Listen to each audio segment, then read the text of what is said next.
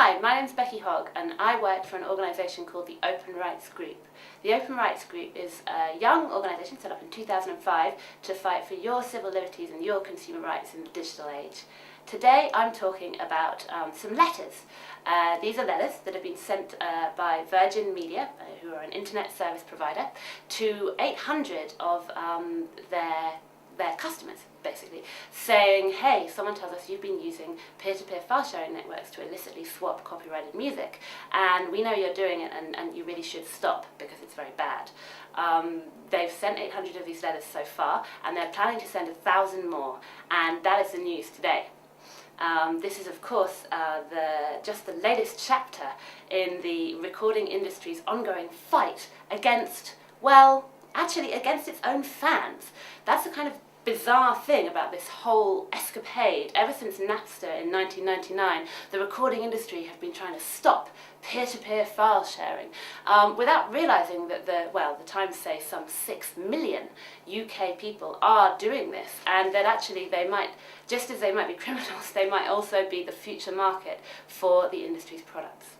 Rights holders, people like the BPI, the British phonographic industry, that represent some of the major record labels in the UK, are going on to peer-to-peer file sharing networks and finding copyrighted files that they think shouldn't be there and looking at the IP address, which is the little identifying address of the person who uploaded it. And they're colluding with internet service providers like Virgin Media by saying, hey, we've got this number, could you send the person who has this number allotted to their computer on the network, could you send them a nasty letter please and tell them that they should stop doing it. What the rights holders would really like the ISPs to do is cut off these people's internet connections if they keep sharing files illicitly. And in fact, ISPs are pretty unwilling to do this so far, and you can kind of guess why, because that's cutting off their own customers and preventing them from having revenue. All this is kind of complex, and it becomes even more confusing when you think, hang on, how are recording artists getting any money out of this? The recording industry goes to and attacks illicit file sharers because they say, well, they're taking money from artists. But attacking these file sharers isn't going to give artists any more money.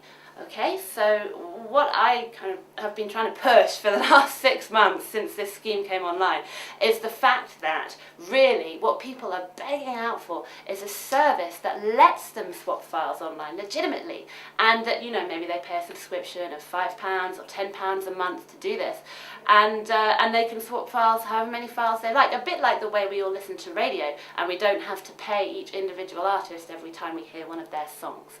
So, you know, I'm not convinced that this move by Virgin is going to stop illicit file sharing on the internet. In fact, I'm pretty convinced that all it's going to do is drive illicit file sharing further underground. Since 1999, the recording industry has been waging this war, and since 1999, the recording industry has been losing this war.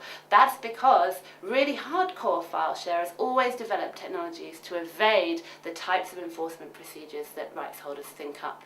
And really, I couldn't think up an enforcement procedure that wouldn't completely invade people's privacy and be utterly disproportionate. You know, we could try cutting off their electricity, for example, but I don't think anyone would be behind that politically.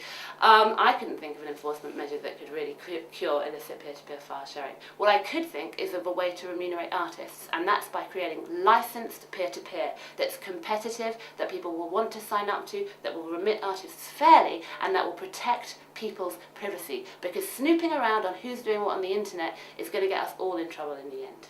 Thanks very much for listening. The Open Rights Group is an organisation that's funded by the people it represents. So if you like some of the arguments that I've given today and you want to find out more about how the Open Rights Group works and how you can help, please visit www.openrightsgroup.org and click on support. Thanks very much.